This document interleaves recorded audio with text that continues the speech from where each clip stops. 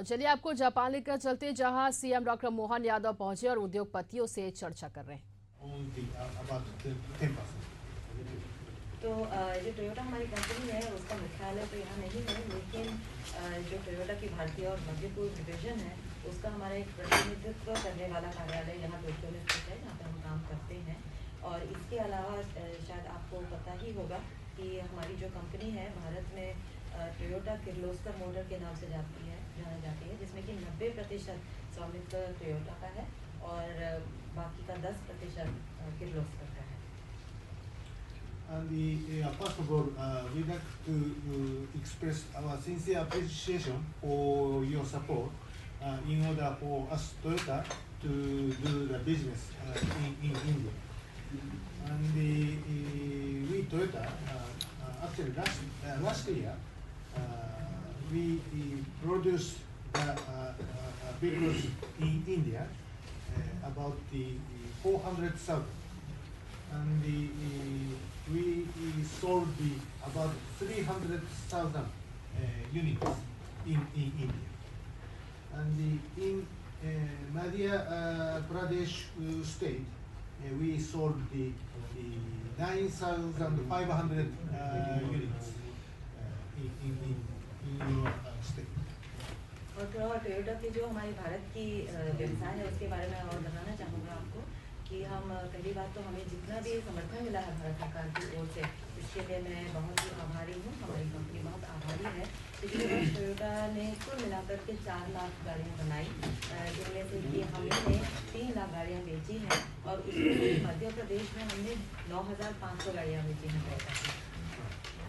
And in your state, so we have the regional stockyard, vehicle stockyard, and the regional office, and the parts center. And we have 48 network, dealer network in your region. And also we offer the so-called TTEP, Toyota Technical Education Program for the young members, for young members to train the service technique in your region. So we support the young people's development in your state. और अगर मैं मध्य प्रदेश के राज्य की बात करूं, तो CM doctor Mohan Yadav Japan दौरे पर है और आप देख रहे थे वो मीटिंग कर रहे थे, उद्योगपतियों से चर्चा कर रहे थे।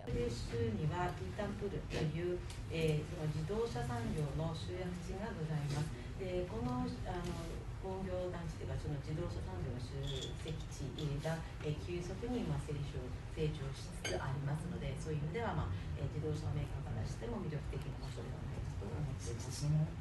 集積地の名前のピータンプルだと思います。ピータンプラnear Indore. Pithampur Near Indore. インドールという町に近い。ピータンプルで。Airport is How there. do you spell? PEETHAPIN.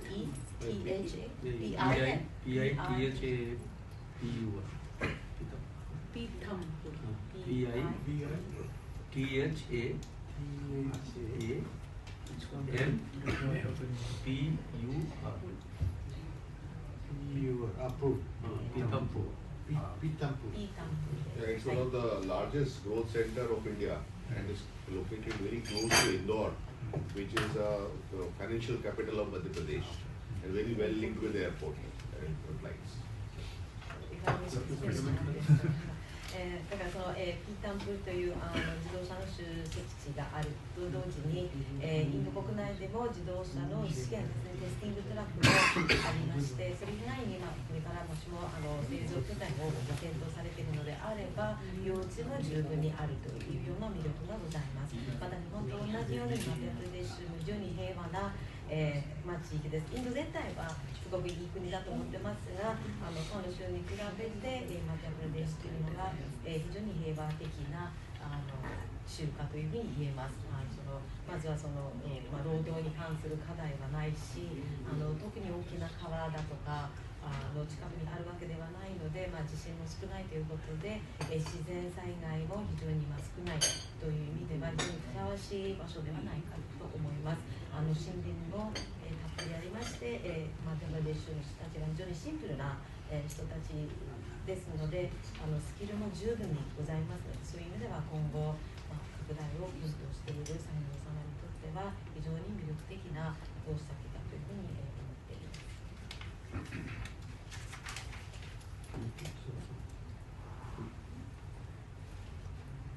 एक तो ये मैंने जो निवेश की दृष्टि से ऑटोमोबाइल का बताया है, और इसी के साथ साथ आपकी अपनी खास करके ITI पॉलिटेक्निक इंजीनियरिंग कॉलेज से जुड़े हुए जो आपको स्किल कोर्स चाहिए, उस दिशा में भी हमारे यहाँ बड़ी संभावना है। हमारे लिए लगभग 50,000 इंजीनियरिंग कॉलेज के स्टूडेंट प्रति साल हमारे यहाँ बड़ा ताकत रखते हैं। लगभग 52 प्राइवेट यूनिवर्सिटी है, 17 सरकारी यूनिवर्सिटी है, जिससे आपका बड़े पैमाने पर हमारे यहाँ ये जो भविष्य की बोध निकलती है, जिसमें आपके लिए दोनों के लिए अच्छा हो सकता है। またさらに言いますと、今はその自動車メーカーの観点からして、インドマディアプラデシュの魅力を、共有させていただいているわけですが、それと同時にやはりどこの製造拠点でもスキルを持った人が必要になるわけですが、そのためには、マディアプラデシュの中には ITI ですとかポリテクニックというのは、職業学校ですね、こういう専門学校も多数ありますので、非常にスキルを持った、若者が多くおります。数字をいくつか共有させていただきますと、毎年エンジニアリングの学生さん5万人卒業しています。で、大学の数を言いますと、民間大学が52校、そして政府が運営している大学が17ということで、やはり今後その産業の、上達、拡大のためにその必要なワークフォースも十分にあるということです。जैसे आपने कहा कि टोयोटा इलेक्ट्रिक सेक्टर में भी, एनर्जी के सेक्टर में भी अगर आना चाहता है, या ये हमारे पास में भारत सरकार के द्वारा जो अपना बदलापुरम रिन्यूएबल एनर्जी का जो सेक्टर है, उसके बारे में बताइए। So what Honorable CM sir has said, Madhya Pradesh is also leading a state in the renewable energy equipment manufacturing part. So we have created one space for renewable energy equipment manufacturing. Renewable energy. Renewable energy. Renewable.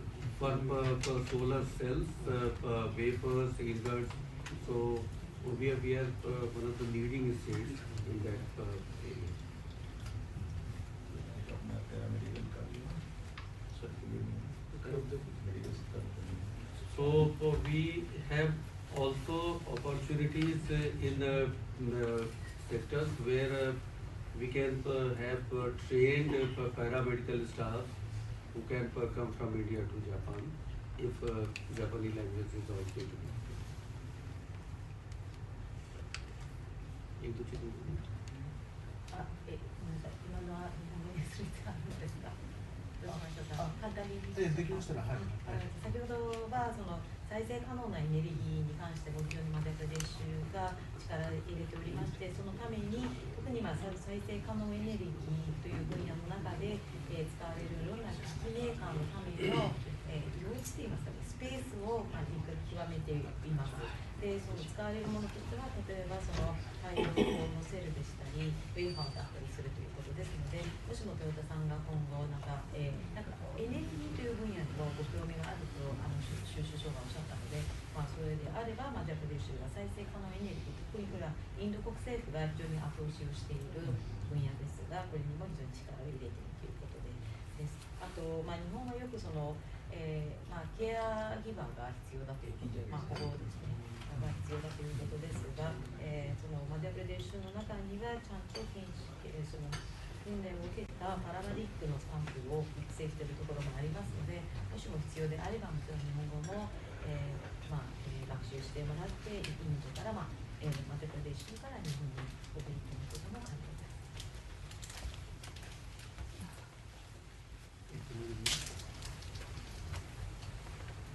So Madhya Pradesh has a fantastic ecosystem for automotive manufacturing.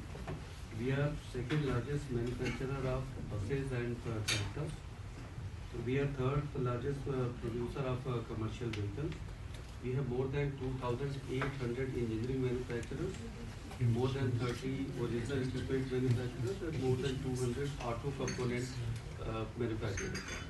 As Honorable CM Sir has already described regarding NATRAX, that is Asia's largest high-speed testing track with 14 test tracks and 5 auto-specific labs.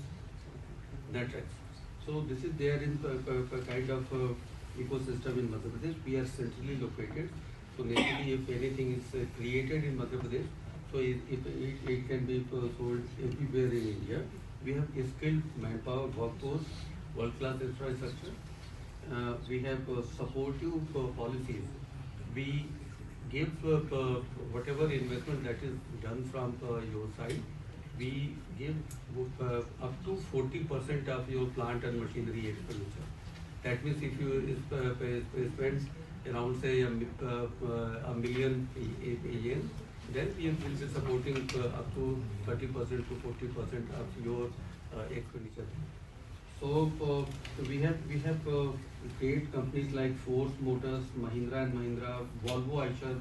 Sun आएगा यार. ऐसे क्या? The sun is burning our shorts. Yeah.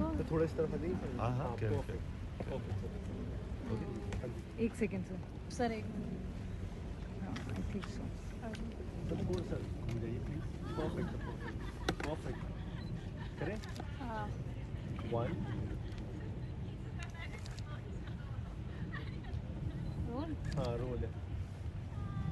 Japan में आज मैं हमारे बापू पूज्य महात्मा गांधी की समाधि, महात्मा गांधी की प्रतिमा स्थल पर पुष्पांजलि करने आया हूँ. यद्यपि मध्य प्रदेश में 24-25 फरवरी को जो नेशनल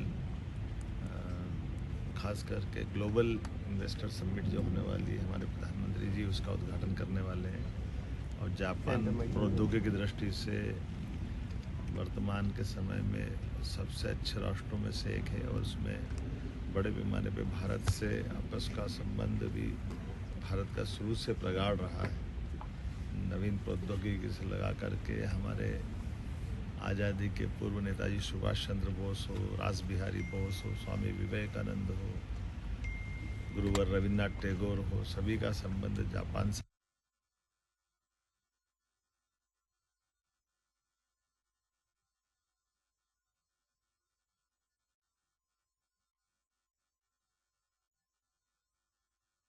जी. तो बता डॉक्टर मोहन यादव जापान दौरे पर हैं. 4 दिवसीय जापान दौरे पर है CM doctor Mohan Yadav. Tokyo में बापू की प्रतिमा पर उन्होंने पुष्पांजलि अर्पित की. और बता दें जापान में उद्योगपतियों से संवाद करेंगे, निवेश को लेकर उद्योगपतियों से बातचीत करेंगे, चर्चा करेंगे. अभी आपने देखा टोक्यो में बापू की प्रतिमा पर पुष्पांजलि अर्पित की. जापान में उद्योगपतियों से संवाद करेंगे. CM doctor Mohan Yadav Japan दौरे पर है. 4 दिवसीय जापान दौरे पर रहेंगे सीएम डॉक्टर मोहन यादव. मध्य प्रदेश के मुख्यमंत्री डॉक्टर मोहन यादव जापान में उद्योगपतियों से संवाद करेंगे. बता दें टोक्यो में बापू की प्रतिमा पर पुष्पांजलि अर्पित की. जापान में उद्योगपतियों से संवाद करेंगे मध्य प्रदेश के मुख्यमंत्री डॉक्टर मोहन यादव.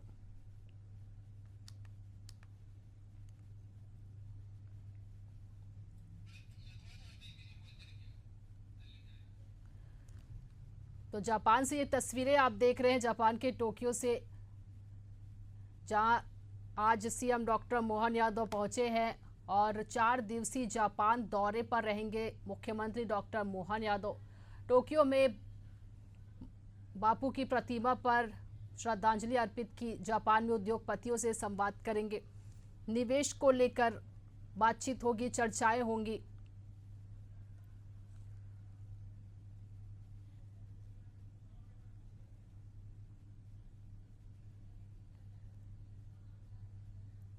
ये तस्वीरें आप देख रहे हैं, CM doctor Mohan Yadav Japan पहुंच चुके हैं और जापान में आज उद्योगपतियों से संवाद करेंगे.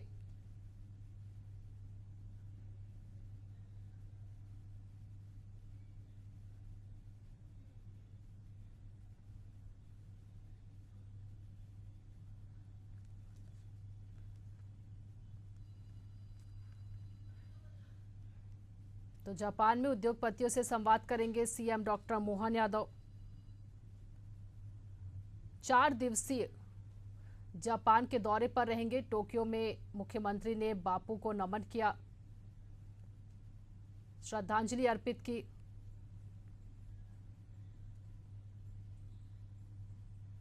ये तस्वीरें आप देख रहे हैं। टोक्यो में मुख्यमंत्री डॉक्टर मोहन यादव ने बापू को श्रद्धांजलि अर्पित की।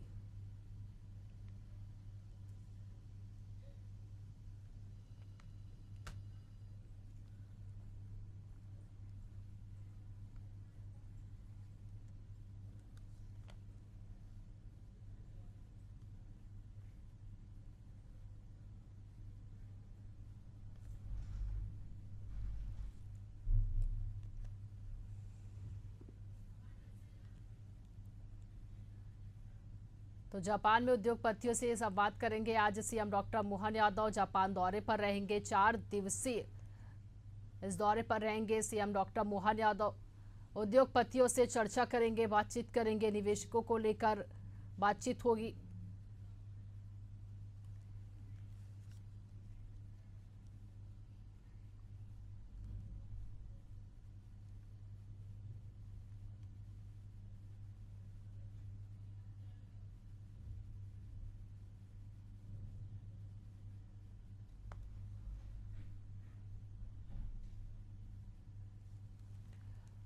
तो सीएम डॉक्टर मोहन यादव 4 दिवसीय यात्रा पर जापान पहुंच चुके हैं। सीएम डॉक्टर मोहन यादव 28 जनवरी से 1 फरवरी तक जापान के दौरे पर रहेंगे। बता दें, इस यात्रा का मुख्य उद्देश्य ग्लोबल इन्वेस्टर मीट है, GIS है, के लिए अब जापानी उद्योगपतियों और निवेशकों को आमंत्रित करना है। मुख्यमंत्री डॉक्टर मोहन यादव कई शहरों में जाकर जापानी कंपनियों के साथ बैठकें करेंगे और मध्य प्रदेश में निवेश के अवसरों पर चर्चा करेंगे। वहीं आज जो आप तस्वीरें देख रहे हैं अभी टीवी स्क्रीन पर, वहाँ मुख्यमंत्री डॉक्टर मोहन यादव जापान की राजधानी टोक्यो पर पहुंचे हुए हैं, जहां उन्होंने सबसे पहले महात्मा गांधी की प्रतिमा पर पुष्पांजलि अर्पित की।